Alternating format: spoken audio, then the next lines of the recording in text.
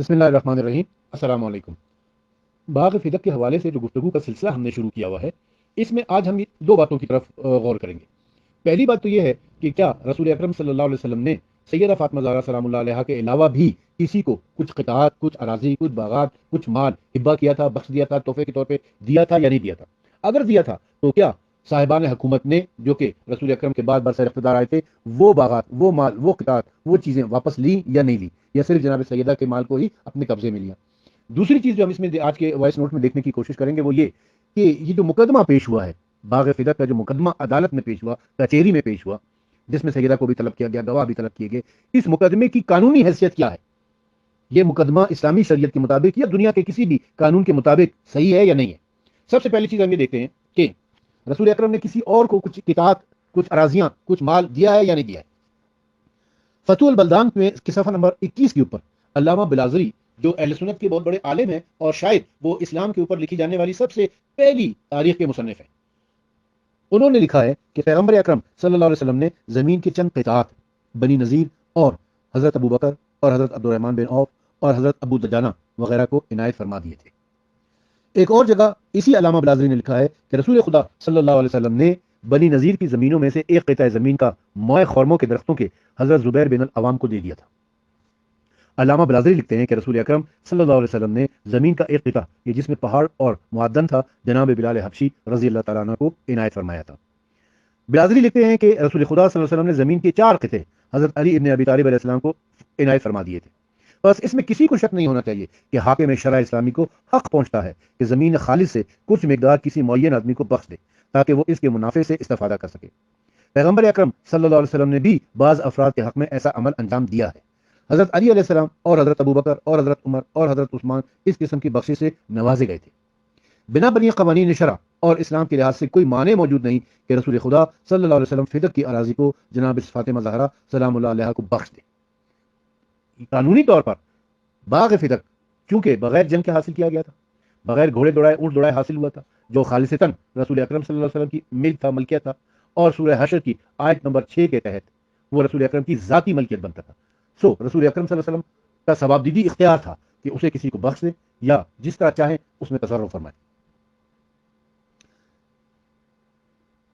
جناب رسول خدا صلی اللہ علیہ وسلم نے فدق جناب سیدہ فاطمہ زہرا کو بخشا بھی تھا،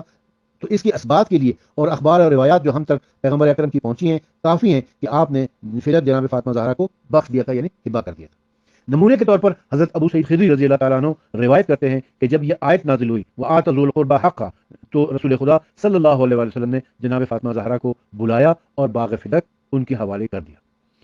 عطیہ نے روایت کی ہے کہ جب یہ آیت وآت والقربى حقہ نازل ہوئی، یعنی سورہ بنی اسرائیل کی آیت نمبر 26، تو جناب رسول خدا صلی اللہ علیہ وسلم نے جناب فاطمہ کو اپنے پاس بلایا اور فدق آپ کو دے دیا۔ علی علیہ السلام بن حسین علیہ السلام بن علی علیہ السلام بن علی ابن ابی طالب یعنی امام زین العابدین علیہ السلام فرماتے ہیں کہ رسول اللہ صلی اللہ علیہ وسلم نے فدق جناب فاطمہ زہرا کو دے دیا تھا۔ امام جعفر صادق علیہ السلام نے فرمایا کہ جب یہ آیت یعنی سورہ بنی اسرائیل کی آیت نمبر 26 نازل ہوئی تو پیغمبر صلی اللہ علیہ وسلم نے فرمایا کہ مسکین تو میں جانتا ہوں، یہ ذو القربہ کون ہے؟ جبرائیل علیہ السلام نے عرض کی کہ یہ آپ کے اقربا ہیں۔ بس رسول خدا نے امام حسن علیہ السلام، امام حسین علیہ السلام اور سیدہ فاطمہ زہرا سلام اللہ علیہا کو اپنے پاس بلایا اور فرمایا کہ اللہ تعالیٰ نے دستور اور حکم دیا ہے کہ میں تمہارا حق تمہیں دے دوں، اس لیے فدق تم کو دیتا ہوں۔ ابان بن تغلب نے کہا ہے کہ میں نے امام جعفر صادق علیہ السلام کی خدمت میں عرض کیا کہ آیا رسول اللہ صلی اللہ علیہ وسلم نے فدق جناب فاطمہ زہرا کو دیا تھا؟ آپ نے فرمایا فدق تو خدا کی طرف سے جناب فاطمہ زہرا کے لیے معین ہوا تھا۔ امام جعفر صادق علیہ السلام نے فرمایا کہ جناب فاطمہ سلام اللہ علیہا حضرت ابو بکر کے پاس آئیں اور ان سے فدق کا مطالبہ کیا۔ حضرت ابو بکر نے کہا کہ اپنا مدعا کے لیے گواہ لاؤ۔ جناب ایمن کی گواہی کے لیے حاضر ہوئی تو حضرت ابو بکر نے ان سے کہا کہ کس چیز کی گواہی دیتی ہو؟ انہوں نے کہا کہ میں گواہی دیتی ہوں کہ جبرائیل علیہ السلام جناب رسول خدا کے پاس آئے اور عرض کی کہ اللہ تعالیٰ فرماتا ہے، پھر آپ نے سورہ بنی اسرائیل کی آیت نمبر 26 تلاوت فرمائی، تو جبرائیل نے فرمایا کہ خدا سے سوال کرو کہ ذو القربہ کون ہے؟ تو جبرائیل علیہ السلام نے عرض کیا کہ فاطمہ سلام اللہ علیہا ذو القربہ ہیں۔ بس رسول خدا صلی اللہ علیہ وسلم نے فدق جناب فاطمہ زہرا سلام اللہ علیہا کو دے دیا۔ ابن عباس نے روایت کی ہے کہ جب یہ آیت نازل ہوئی یعنی سورہ بنی اسرائیل کی آیت نمبر 26، تو جناب رسول خدا نے فدق سیدہ فاطمہ زہرا کو دیا۔ اس قسم کی روایات سے جو اس آیت کی شان میں نازل ہوئی ہیں وارد ہوئی ہیں کہ ہوتا ہے کہ جناب رسول خدا صلی اللہ علیہ وسلم اللہ تعالیٰ کی طرف سے مامور تھے کہ فدق کو بعنوان ذو القربہ فاطمہ زہرا سلام اللہ علیہا کے حوالے کر دیں اور ان کے اختیار میں دے دیں، تاکہ اس کے ذریعے سے حضرت علی علیہ السلام کی اقتصادی حالت کہ جس نے اسلام کے راستے میں جہاد اور فداکاری کی ہے مضبوط رہے۔ ممکن ہے کہ کوئی یہ اعتراض کرے کہ ذو القربہ والی آیت کی جس کا ذکر ان احادیث میں سے ہوا ہے سورہ اسراء کی آیت ہے، اور سورہ اسراء مکی سورہ میں شمار کیا جاتا ہے، حالانکہ فدق تو مدینے میں اور خیبر کے فتح کے بعد کیا گیا تھا۔ لیکن اس کے جواب میں دو مطالب ہیں۔ پہلا تو یہ کہ بے شک سورہ اسراء سورہ بنی اسرائیل مکی ہے، مگر اس میں علماء اس بات پر متفق ہیں، شیعہ سنی علماء اس بات پر متفق ہیں کہ سورہ بنی اسرائیل کی 5 آیات ایسی ہیں جو مدنی ہیں، آیتیں مدنی ہیں لیکن سورہ مکی سورہ میں موجود ہیں۔ اور دوسرا مطلب یہ بھی ہو سکتا ہے کہ اللہ تعالیٰ نے مکے میں ہی یہ حکم جاری کر دیا ہو کہ جب مدینے جاؤ گے تو وہاں پر جو ملے گا وہ اس میں سے جناب سیدہ فاطمہ زہرا کو ان کا حق دے دینا ہے۔ اب اس مسئلے میں جو قضاوت ہوئی ہے، جو کچہری لگی ہے، جو عدالت لگی ہے، اس کی کیا قانونی حیثیت ہے؟ دیکھنا یہ چاہیے کہ اس واقعے میں حق جناب فاطمہ زہرا کے ساتھ ہے یا حضرت ابوبکر کے۔ مورخین اور محدثین نے لکھا ہے کہ جناب رسول خدا صلی اللہ علیہ وسلم کی وفات کے 10 دن کے بعد حضرت ابوبکر نے اپنے آدمی بھیجے اور فدق پر قبضہ کر لیا۔ جب اس کی اطلاع جناب فاطمہ سلام اللہ علیہ کو ہوئی تو آپ جناب حضرت ابوبکر کے پاس آئیں اور فرمایا، کیوں تیرے آدمیوں نے میرے فدق پر قبضہ کیا ہے؟ حکم دو کہ وہ فدق مجھے واپس کر دیں۔ حضرت ابوبکر نے کہا کہ اے پیغمبر صلی اللہ علیہ وسلم کی بیٹی، آپ کے والد نے درہم و دینار میراث میں نہیں چھوڑے ہیں، آپ نے خود فرمایا کہ پیغمبر اکرم صلی اللہ علیہ وسلم کا ارث نہیں چھوڑا کرتے۔ جناب فاطمہ سلام اللہ علیہ نے کہا کہ میرے بابا نے فدق اپنی زندگی میں مجھے بخش دیا تھا۔ جناب ابوبکر نے کہا کہ آپ کو اپنے اس مدعا پر گواہ لانے چاہیے۔ بس علی علیہ السلام جناب ام ایمن حاضر ہوئی اور گواہی دی کہ رسول خدا صلی اللہ علیہ وسلم نے فدق فاطمہ سلام اللہ علیہ کو بخش دیا ہے۔ حضرت عمر اور عبد الرحمن بن عوف نے کہا کہ ہم گواہی دیتے ہیں کہ رسول خدا صلی اللہ علیہ وسلم نے فدق کی آمدنی کو مسلمانوں میں تقسیم کر دیا کرتے تھے۔ بس ابو بکر نے کہا کہ اے رسول اللہ صلی اللہ علیہ وسلم کی بیٹی، تم سچ کہتی ہو اور علی علیہ السلام اور ام ایمن بھی سچ کہتے ہیں اور عمر اور عبد الرحمن بھی سچ کہتے ہیں، اس واسطے کہ آپ کا مال آپ کے والد کا تھا۔ رسول خدا صلی اللہ علیہ وسلم آپ کا ازوقہ فدق کی آمدنی سے دیا کرتے تھے اور باقی کو تقسیم کر دیتے تھے اور رائے خدا میں صرف کیا کرتے تھے۔ علامہ بلازری کہتے ہیں کہ جناب فاطمہ زہرا سلام اللہ علیہا حضرت ابوبکر کے پاس گئیں اور فرمایا کہ فدق میرے والد نے میرے سپرد کیا تھا، وہ کیوں نہیں دیتے؟ حضرت ابوبکر سننے گواہوں کا مطالبہ کیا حضرت ابوبکر نے گواہوں کا مطالبہ کیا، بس علی علیہ السلام اور جناب ام ایمن رضی اللہ تعالیٰ عنہ حاضر ہوئے اور گواہی دی۔ حضرت ابوبکر نے کہا کہ تمہارے گواہوں کا نصاب ناقص ہے، چاہیے کہ 2 مرد گواہی دیں یا 1 مرد اور 2 عورتیں گواہی دیں۔ علی علیہ السلام فرماتے ہیں کہ فاطمہ زہرا سلام اللہ علیہا ابوبکر کے پاس گئی اور فرمایا کہ میرے والد نے فدق میرے سپرد کیا تھا۔ علی علیہ السلام اور ام ایمن نے گواہی بھی دی کہ تم کیوں مجھے میرے حق سے محروم کرتے ہو؟ ابوبکر نے فرمایا کہ آپ سوائے حق کے اور کچھ نہیں فرماتی، فدق آپ کو دیتا ہوں۔ پس فدق کو جناب فاطمہ زہرا کے لیے تحریر کر دیا اور قبالہ آپ کے ہاتھ میں دے دیا۔ جناب فاطمہ زہرا نے سلام اللہ علیہ وہ خط لیا اور باہر آئیں۔ راستے میں حضرت عمر نے آپ کو دیکھا اور پوچھا کہ کہاں سے آ رہی ہو؟ آپ نے فرمایا کہ ابوبکر نے کے پاس سے آ رہی ہوں، اور میں نے کہا کہ میرے والد نے فدق مجھے بخشا تھا، ام ایمن نے گواہی دی تھی، لہٰذا انہوں نے فدق مجھے واپس کر دیا ہے، اور یہ اس کی تحریر ہے۔ عمر نے وہ تحریر لی اور حضرت ابوبکر کے پاس آیا اور کہا کہ تم نے فدق تحریر کر کے فاطمہ زہرا کو واپس کر دیا ہے؟ انہوں نے کہا ہاں۔ عمر نے کہا کہ علی علیہ السلام نے اپنے نفع کے لیے گواہی دی ہے اور ام ایمن ایک عورت ہے، اس کے بعد اس تحریر کو پھاڑ ڈالا۔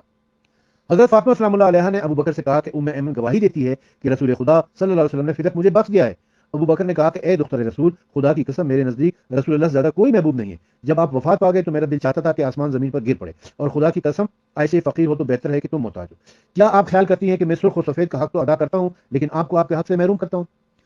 فدق پیغمبر اکرم صلی اللہ علیہ وسلم کا شخصی مال نہ تھا بلکہ مسلمانوں کا عمومی مال تھا۔ آپ کے والد اس کی آمدنی سے فوج تیار کرتے تھے اور خدا کی راہ میں خرچ کرتے تھے۔ جب آپ صلی اللہ علیہ وسلم دنیا سے چلے گئے تو اس کی تولیت اور سرپرستی میرے ہاتھ میں آئی ہے۔ اس قسم کی گفتگو جناب فاطمہ زہرا سلام اللہ علیہا اور ابو بکر کے درمیان ہوئی، لیکن حضرت ابو بکر نے جناب فاطمہ زہرا کی بات تسلیم نہیں کی اور جناب زہرا سلام اللہ علیہا کو ان کے حق سے محروم کر دیا۔ اہل علم، دانش اور منصف المزاج لوگوں پر مخفی نہیں ہے کہ حضرت ابو بکر کا عمل اور کردار قضاوت اور شہادت کے قوانین کے خلاف تھا، اور آپ پر کئی جہتوں سے اعتراض وارد ہوتے ہیں۔ پہلا اعتراض یہ ہے، غور سے سننا جی، پہلا اعتراض یہ کہ فدق جناب فاطمہ زہرا کے قبضے میں تھا، تصرف میں تھا، اس میں آپ سے گواہوں کا مطالبہ شریعت اسلامی کے قانون کے خلاف تھا۔ اس قسم کے موضوع میں جس کے قبضے میں مال ہو، اس کا قول بغیر کسی گواہ اور بینہ کے قبول کرنا ہوتا ہے۔ اصل مطلب کہ ذی الید کا قول بغیر گواہوں کے قبول ہوتا ہے، یہ فقہی ہے، یہ فقہ میں مسلم اور قابل تردید نہیں ہے۔ باقی رہا فاطمہ زہرا سلام اللہ علیہا ذی الید اور فدق پر قابض تھیں، یہ کئی طریقوں سے ثابت کیا جا سکتا ہے۔ اول، جیسا کہ پہلے نقل ہو چکا ہے کہ حضرت ابو سعید خدری رضی اللہ تعالیٰ عنہ، عطیہ اور کئی دوسرے افراد نے گواہی دی تھی کہ رسول خدا صلی اللہ علیہ وسلم نے اس آیت کے مطابق سورہ بنی اسرائیل کی آیت نمبر 26 کے مطابق فدق جناب فاطمہ زہرا کو دے دیا تھا، اور یہ 7 ہجری کا واقعہ ہے، جبکہ فدق پہ قبضہ جو ہوا ہے وہ 11 ہجری کا ہوا ہے، یعنی 4 سال تک فدق سیدہ فاطمہ زہرا سلام اللہ علیہا کے قبضے میں رہا ہے۔ روایت میں آتی کا لفظ وارد ہوا ہے، بلکہ اس پر نص ہے کہ جناب رسول خدا صلی اللہ علیہ وسلم نے اپنی زندگی میں فدق حتمی طور پر فاطمہ زہرا سلام اللہ علیہا کو بخش دیا تھا، ہبہ کر دیا تھا، اور وہ آپ کے قبضے اور تصرف میں تھا۔ دوسری بات، حضرت علی علیہ السلام نے تصریح فرمائی ہے کہ فدق جناب فاطمہ سلام اللہ علیہ کے تصرف اور قبضے میں تھا، جیسا کہ آپ نے نہج البلاغہ میں فرمایا ہے کہ ہاں ہمارے پاس اس میں سے کہ جس پر آسمان سایہ مکن ہے صرف فدق تھا۔ ایک گروہ نے اس میں بخل کیا اور دوسرا گروہ راضی ہو گیا، اور اللہ ہی بہتر قضاوت کرنے والا ہے۔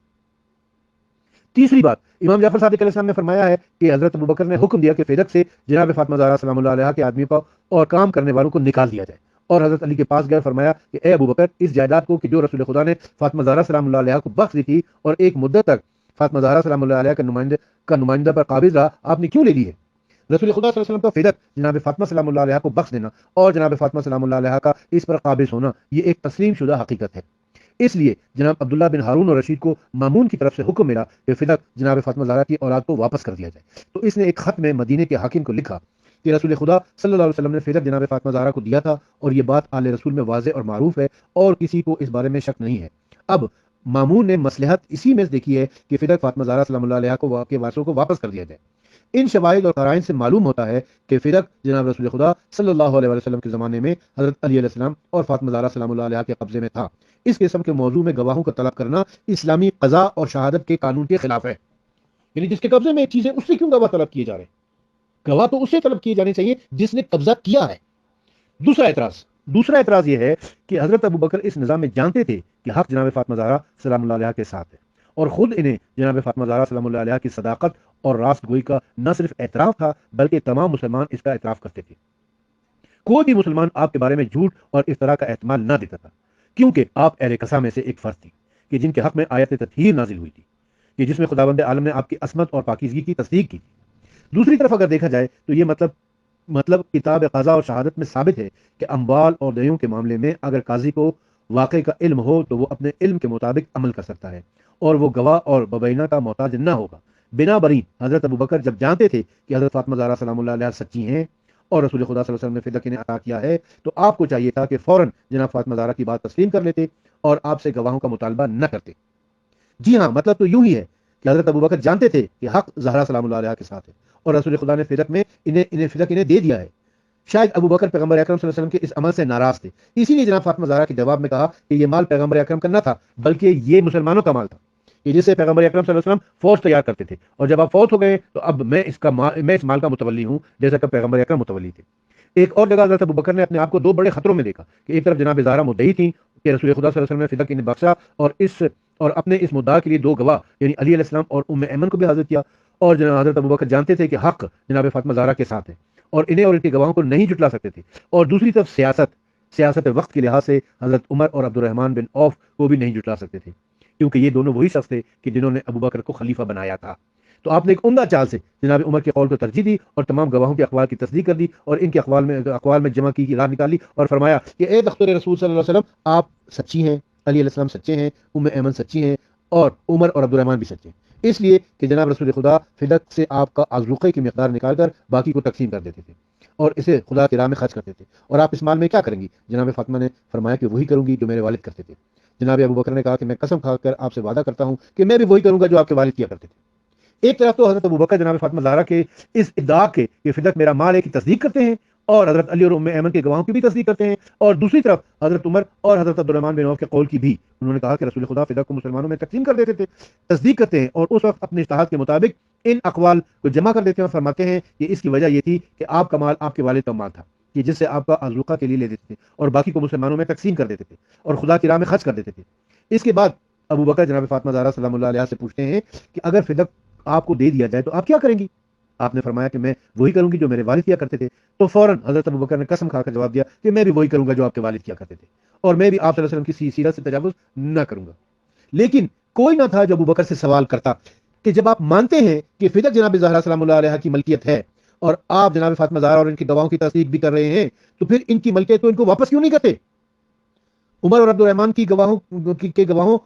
صرف یہ بتلاتی ہے کہ پیغمبر اکرم فدق کو مسلمانوں میں تقسیم کرتے تھے، اس سے جناب زہرا سلام اللہ علیہ کی ملکیت کی نفی تو نہیں ہوتی، کیونکہ پیغمبر اکرم جناب زہرا کی طرف سے معزون نہ تھے کہ فدق کی زائد آمدنی کو رائے خدا میں خرچ کر دیں، لیکن اس قسم کی اجازت فاطمہ زہرا سلام اللہ علیہ نے ابوبکر کو تو نہیں دی تھی۔ فاطمہ زہرا کی ملکیت تھا فدق، اور رسول خدا جو اس میں سے خرچ کرتے تھے وہ فاطمہ زہرا سلام اللہ علیہ کی اجازت سے کرتے تھے، جبکہ ابوبکر کو اس چیز کی اجازت نہیں تھی، کیونکہ فاطمہ زہرا خود کہہ رہی ہیں کہ یہ میرا حق ہے، مجھے دیا جائے۔ اب تیسرے اعتراض کی طرف آتے ہیں۔ فرض کیجئے کہ حضرت ابوبکر حضرت زہرا سلام اللہ علیہ کے گواہوں کے نصاب کو ناقص سمجھتے تھے اور ان کی حقانیت پر یقین بھی نہیں رکھتے تھے، تو پھر بھی ان کا وظیفہ یہ تھا کہ حضرت زہرا سلام اللہ علیہ سے قسم کھانے کا مطالبہ کرتے اور ایک گواہ اور ایک قسم کے ساتھ قضاوت کرتے، کیونکہ کتاب قضا اور شہادت میں یہ مطلب پائے ثبوت کو پہنچ چکا ہے کہ اموال اور دیوان کے واقعات میں قاضی ایک گواہ کے ساتھ مدعی سے قسم لے کر حکم لگا سکتا ہے۔ روایت میں موجود ہے کہ رسول خدا صلی اللہ علیہ وسلم ایک گواہ کے ساتھ قسم ملا کر قضاوت اور فیصلہ کر دیا کرتے تھے۔ چوتھا اعتراض یہ ہے کہ اگر ہم ان سابقہ تمام اعتراضات سے صرف نظر کر لیں تو اس نظام میں جناب فاطمہ زہرا سلام اللہ علیہ مدعی تھی کہ رسول خدا صلی اللہ علیہ وسلم نے فدق انہیں بخش دیا ہے، اور ابو بکر منکر تھے، اور کتب فقہی میں یہ مطلب مسلم ہے کہ اگر مدعی کا ثبوت ناقص ہو تو قاضی کے لیے ضروری ہو جاتا ہے کہ مدعی کو اطلاع دے کہ تمہارے گواہ ناقص ہیں اور تمہارا حق پہنچتا ہے کہ تم منکر سے قسم اٹھانے کا مطالبہ کرو۔ لہذا جناب ابو بکر پر لازم تھا کہ وہ سیدہ فاطمہ زہرا سلام اللہ علیہ کو نظر کر دیتے کہ چونکہ آپ کے گواہ ناقص ہیں، اگر آپ چاہیں تو چونکہ میں منکر ہوں آپ مجھ سے قسم اٹھوا سکتی ہیں۔ لیکن ابو بکر نے قضاوت کے اس قانون کو بھی نظر انداز کیا اور صرف گواہ کے ناقص ہونے کا ادعا کو نزاع کے خاتمے کا اعلان کر کے رد کر دیا۔ پانچواں اعتراض، اگر فرض کر لیں کہ جناب فاطمہ زہرا سلام اللہ علیہ کی حقانیت اس جھگڑے میں جناب ابو بکر کے نزدیک ثابت نہیں ہو سکی تھی، لیکن پھر بھی فدق کی اراضی حکومت اسلامی کے مال میں تھی، مسلمانوں کے حاکم اور خلیفہ کو حق پہنچتا تھا کہ وہ عمومی مصلحت کا خیال کرتے ہوئے جبکہ آپ اپنے کو مسلمانوں کا خلیفہ تصور کرتے تھے، فدق کو بعنوان اقطاع جناب فاطمہ زہرا سلام اللہ علیہ کو دے دیتے، اور اس عمل سے ایک بہت بڑا اختلاف جو سالہ سال تک مسلمانوں کے درمیان چلنے والا تھا اس کے تلخ نتائج کا سدباب کر دیتے۔ کیا رسول خدا صلی اللہ علیہ وسلم نے بنی نذیر کی زمین ابو بکر اور عبد الرحمن بن عوف اور ابو دجانہ کو نہیں دی تھی؟ کیا بنی نذیر کی زمین معاہد درختوں کے زبیر بن العوام کو نہیں دی تھی؟ کیا معاویہ نے اس فدق کے تہائی حصے کے عنوان سے مروان بن حکم اور ایک تہائی عمر بن عثمان اور ایک تہائی اپنے بیٹے یزید کو نہیں دیا تھا؟ کیا یہ بہتر نہ تھا کہ ابو بکر بھی اسی طرح دختر پیغمبر صلی اللہ علیہ وسلم کو دے دیتے اور اتنے بڑے خطرے اور نزاع کو ختم کر دیتے؟ چھٹا اعتراض، اصلاً جناب حضرت ابو بکر اس نظام میں فیصلہ اور قضاوت کرنا ہی ازروع قانون قضا اسلام درست نہ تھا۔ کیوں؟ کیونکہ حضرت زہرا سلام اللہ علیہ اس واقعے میں مدعی تھی اور ابو بکر مدعا علیہ یعنی منکر تھے۔ اس قسم کے موارد میں یہ فیصلہ کسی تیسرے آدمی سے کروانا چاہیے تھا، جیسا کہ پیغمبر صلی اللہ علیہ وسلم اور حضرت علی اپنے نزاعات میں اپنے علاوہ کسی اور قاضی سے فیصلہ کروایا کرتے تھے۔ یہ نہیں ہو سکتا تھا کہ ابو بکر خود ہی منکر ہوں اور خود ہی قاضی بھی بن کر اپنے مخالف سے گواہ طلب کریں اور اپنی پسند کا فیصلہ اور قضاوت خود ہی کر لیں۔ ان تمام مطالب سے یہ امر ثابت ہوتا ہے کہ فدق کے معاملے میں حق جناب فاطمہ زہرا کے ساتھ تھا اور جناب ابو بکر نے عدل اور انصاف کے راستے سے عدول کر کے ان کے حق میں تعدی اور علی علیہ السلام سے تجاوز سے کام لیا تھا۔ یعنی یہ دنیا کا واحد مقدمہ ہوگا کہ جس میں جو ملزم ہے وہی منصف ہے، خود وہ قاضی بھی بنے ہوئے ہیں اور خود وہ ملزم بھی۔ الزام تو ان کے اوپر ہے کہ آپ نے، یعنی ابو بکر کے اوپر الزام ہے کہ آپ نے باغ فدق کے اوپر قبضہ کیا ہے تو فاطمہ زہرا کا تھا، فاطمہ زہرا مدعی ہے، وہ اپنا مقدمہ لے کر آئی ہیں۔ ہونا یہ چاہیے تھا کہ کسی تیسرے آدمی کو قاضی بنایا جاتا، وہ فیصلہ کرتا کہ بھائی یہ مدعی ہے یہ ملزم ہے، فاطمہ زہرا مدعی ہے ابو بکر ملزم ہے، تیسرا آدمی فیصلہ کرے کہ ان دونوں میں سے سچا کون ہے۔ لیکن یہ دنیا کا ایک عجیب مقدمہ ہے، دنیا کے کسی قانون میں ایسا نہیں ہوا، پوری انسانی تاریخ میں مسلم و غیر مسلموں کی تاریخ کو ملا کر بھی اگر آپ دیکھیں کہیں ایسا نہیں ملے گا کہ جو شخص ملزم ہے وہی منصف بھی ہے، وہی جج بھی ہے، وہی قاضی بھی ہے، وہ خود اپنے حق میں فیصلہ کر دیتا ہے، خود ملزم اپنے حق میں فیصلہ کر رہا ہے۔ عجیب قانون تھا، عجیب بات تھی، عجیب مقدمہ تھا۔ وآخر دعوانا ان الحمد للہ رب العالمین۔